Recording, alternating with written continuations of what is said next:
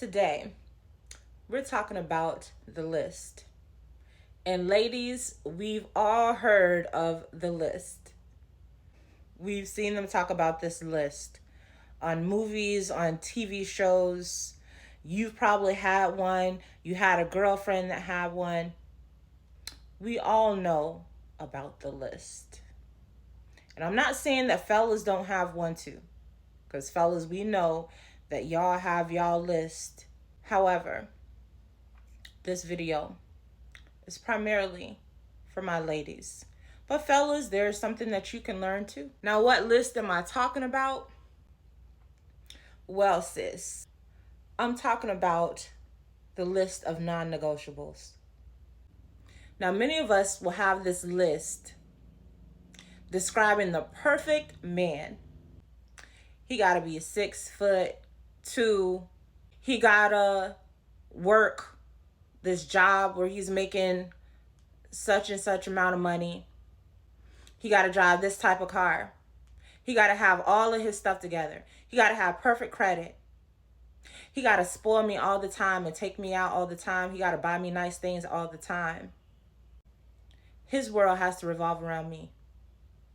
Meanwhile, you on the other end and you ain't even got your stuff together. But you want him to have all his stuff together. You want him to be emotionally intelligent, but you're not emotionally intelligent. You want him to give you all of his time. There's many things that we want that are not always realistic. It's okay to have what you want, but before you make this list, be realistic. Do I have the things on this list? Now, I will say I do believe that although I'm an independent woman, that the masculine is the provider. I do believe that. And you can come for me if you want. At the same time, don't write him off because he's not a millionaire or he's not working this job. Because guess what? A good woman can help a man rise up real quick. You'd be surprised. Versus a man that has everything and that's all he has to offer. So sometimes the things that you might put on that list, you might think they matter until you get it. And then you realize the things that really matter. Like, is he willing to learn? Is he willing to grow? Is he willing to listen? Now, don't get me wrong. There's nothing wrong with having standards. But what I'm talking about today is when we create these lists from a place of being wounded, from a place of codependency, from a place of anxious attachment. Because you see, that can be very dangerous if you're creating a list based off of unrealistic standards and expectations. So today, we're talking about love. We're talking about unconditional love. The truth is, the more that you love yourself, you will notice that the smaller that list becomes. And it's not because you have no standards. It's just that you realize nobody else is responsible for making you happy, for bringing you true fulfillment and peace and joy. So the reason that list becomes smaller is because once you love yourself, then you actually require less from other people in order to make you happy. What do I mean by that? Well, if you're going into a relationship with codependency, with anxious attachment, with wounds of abandonment, then the things that you think that you need are going to be distorted. For instance, you might think that you need all of their time. You might think that you need them to compliment you constantly or to just constantly make you feel good about yourself. You might feel like you need them in order to survive, in order for you to thrive. When you love yourself, you are able to do those things for yourself. You become more independent because you're able to put your needs first. You're able to prioritize yourself to focus on your own dreams as opposed to waiting for somebody else to fulfill them or waiting for somebody else to create this dream life. You actually have an extra vigor, an extra motivation to create the life that you want based off you just wanting to love your life, regardless of who's in it. You find yourself enjoying your own company and being okay with solitude. So it's okay if you don't have all of this person's time. Once you realize that a man does not come into your life to complete you, he is simply adding on to you. So once again, the foundation of true love, peace, and joy, it comes from within you. It's not something that you have to go out and find. So if you already have a strong foundation of peace, love, and joy, guess what? You're going to set healthy boundaries. You're not going to let anybody into your field who's not matching that energy anyway. So you're actually going to attract better partners, more balanced partners, because they're going to mirror you. Once you get the taste of peace, of inner joy, and of self-love, you're not going to tolerate just anybody coming into your energy. You're going to command only those things that match your energy. Now, I do want to say, and I always put out a disclaimer. Once again, I'm not saying to not have standards. This is not about you allowing people into your life who cheat on you, who manipulate you. You have to have certain boundaries. You have to have discernment. But what I'm saying when I say that your list will get smaller is that you won't need as much because you'll already have the fulfillment within yourself. Then you'll be able to enjoy and experience that person because you're not needing them to come and complete you. You're not needing them to make you happy. And I'll be honest, when you are in that energy of needing somebody to make you happy, needing somebody to save you, that's typically when you compromise the most. It's like somebody who's coming from poverty and maybe they make music and somebody comes and offers them $1 million contract. The fact that their family is starving, they're going to hurry up and sign that contract, as opposed to somebody who already has a stable foundation. They're going to think about it a little bit.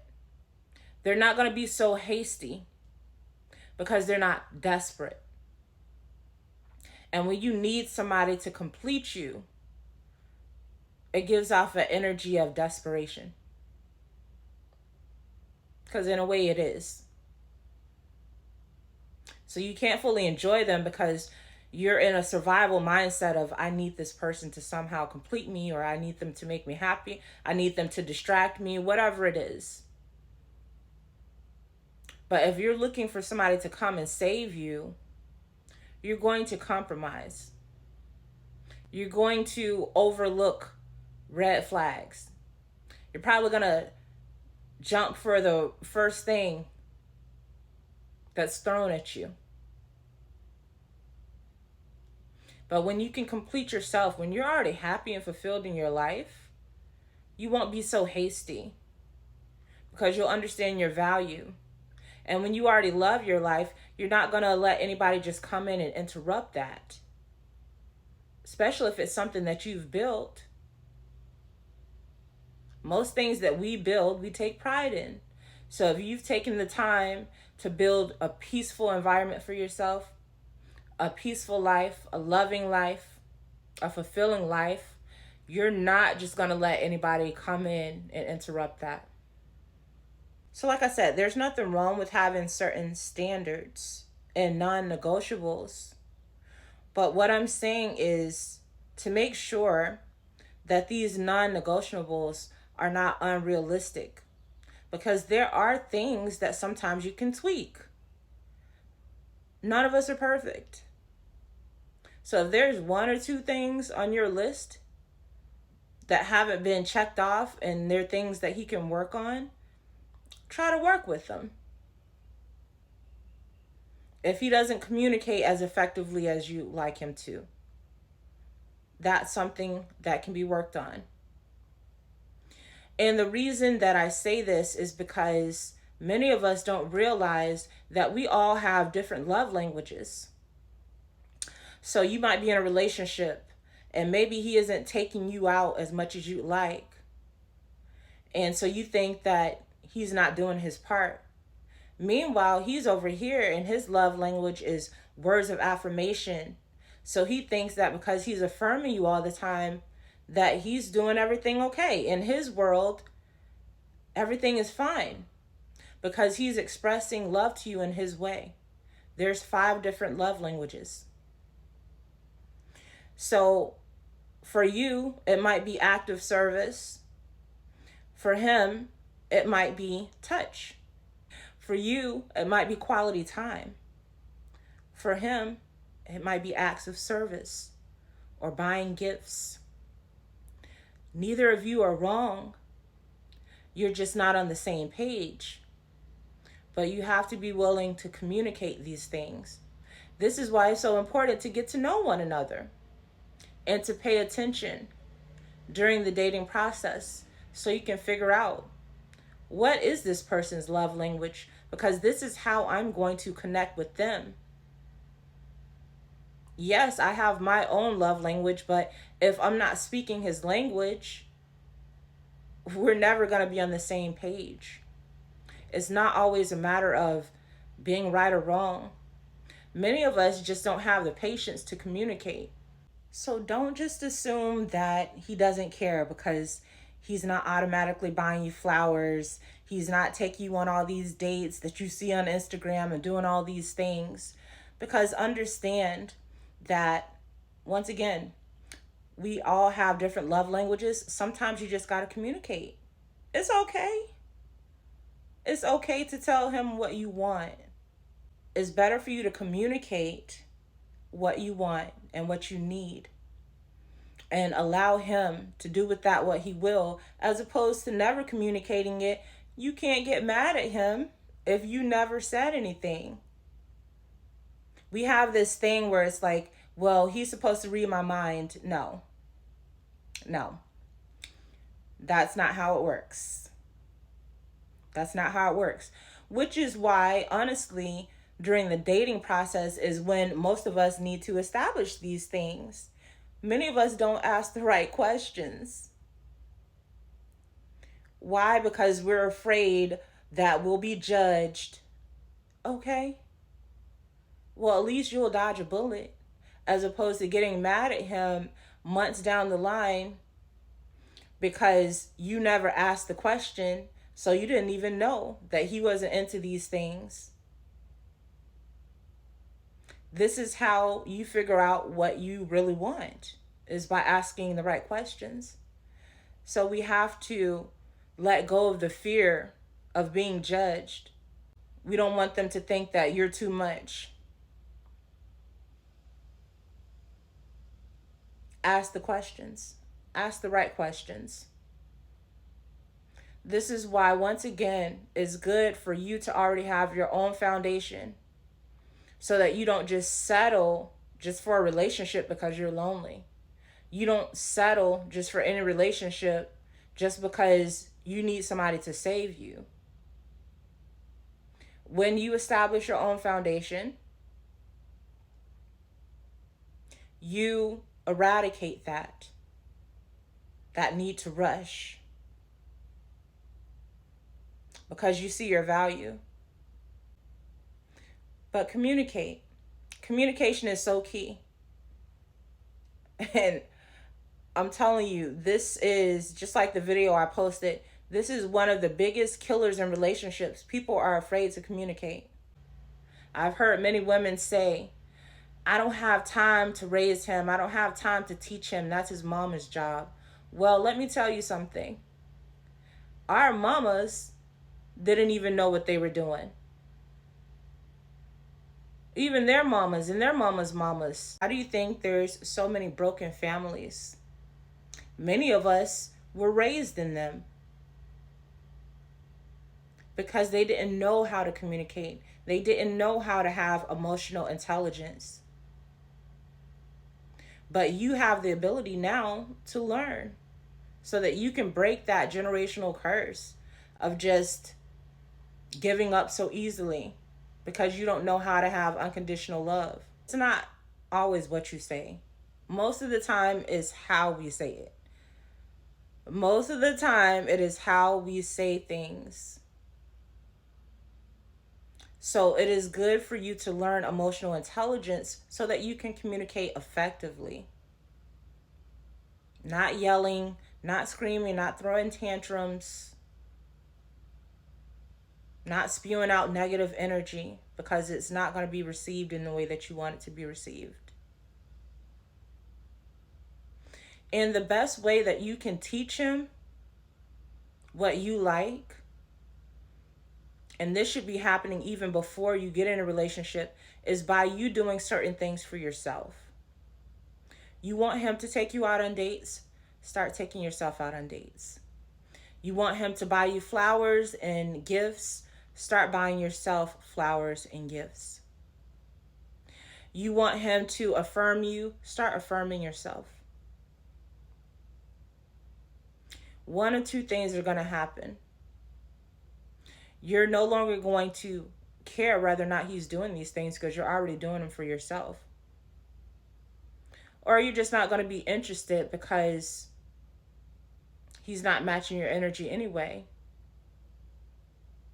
Especially if he sees you doing these things and it just goes over his head, then you got to make that call.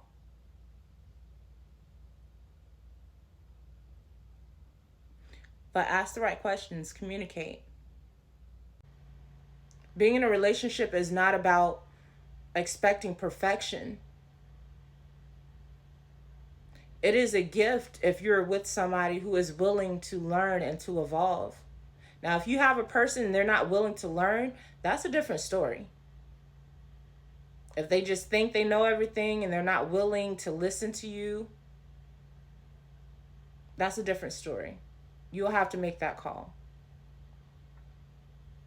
But what I'm saying is, most of us were never taught how to be in relationships. The man or the woman, they're just trying to figure it out. So don't be so hard on him. Communicate. It's okay. That's the adult thing to do. We communicate. We don't throw temper tantrums and just run away when things get difficult. Like I said, it's okay to have some non-negotiables. If somebody's cheating on you, if they're manipulating you, if you know they're a narcissist and things of that nature, then yes, that's your exit. But if there's just simply some things that maybe he just doesn't know, work with him. I'm not going to judge you for that. And anybody who does, they're unrealistic. Because nobody's perfect. No relationship is perfect. Many of our families, our parents, they would break up over every little thing. They would be ready to leave when the finances got hard. And don't get me wrong. If you look at the reasons that most people get a divorce, finances is at the top of that list. So once again, when it comes to your non-negotiables, it's okay to want a man who has his stuff together. or at least a man that has a vision. A man that has a vision can go far. A man that just has no vision, he's just winging it. You might need to give him a little space, let him figure his stuff out. Especially as a woman, it's important for us to feel safe. It is important for us to feel safe. So you do want a man who's financially secure. And if he's not, you don't have to completely give up on him, but let him maybe figure his stuff out. That's okay.